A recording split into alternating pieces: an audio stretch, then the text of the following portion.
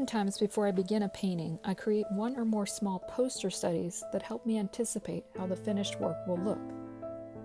A poster is simply a miniature representation of a painting that's primary purpose is to illustrate the overall effect of the light through the exploration of broad tonal relationships.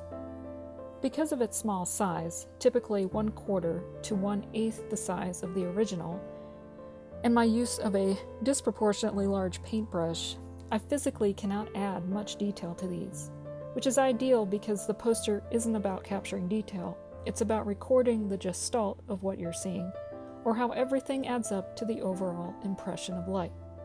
As a method or approach to painting, it's not that different than what I do for a larger finished work, but the goal I set for the poster is much more about brevity, or trying to express something with the fewest amount of visible brushstrokes. I typically begin the poster with the lightest notes to establish some sense of the overall key of the light. The lightest notes are almost always the highlights because they are a reflection of the light source. I apply the paint as thickly as the brush will allow so that I may see a full expression of the color. From the highlights, I typically target one object at a time.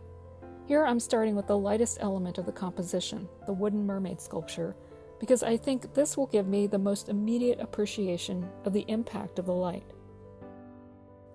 I lay my brushstrokes down in a manner that suggests to me the surface orientation of the form I'm painting. This means, if I'm on a down plane, my stroke will also be on a downward angle.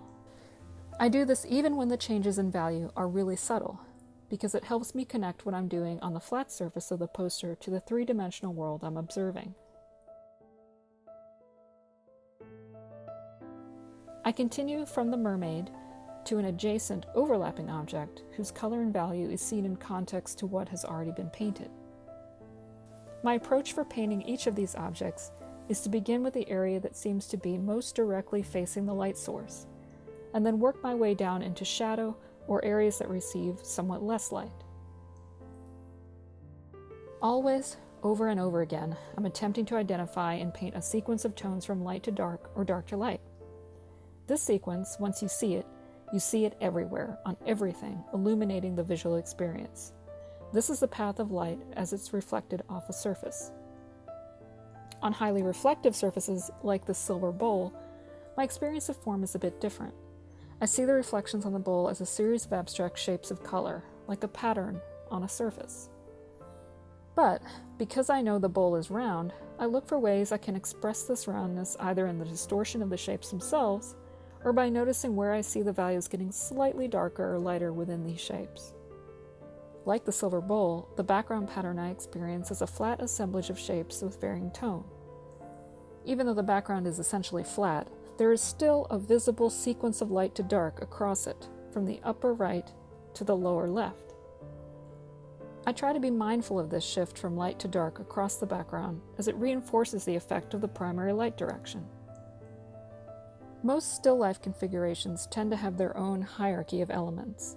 This means there is usually a dominant object, supported by a minor cast of objects.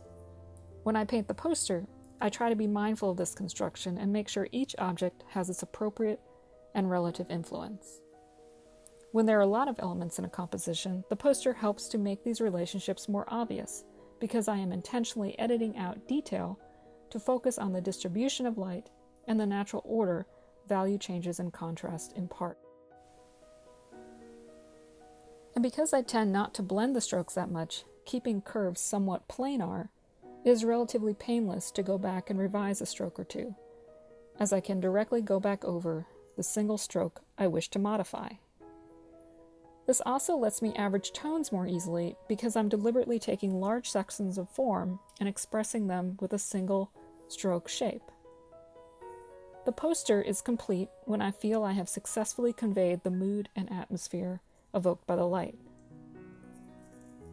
I use the poster as a reference for the finished work and as a visual reminder of what's most essential to the theme of the work.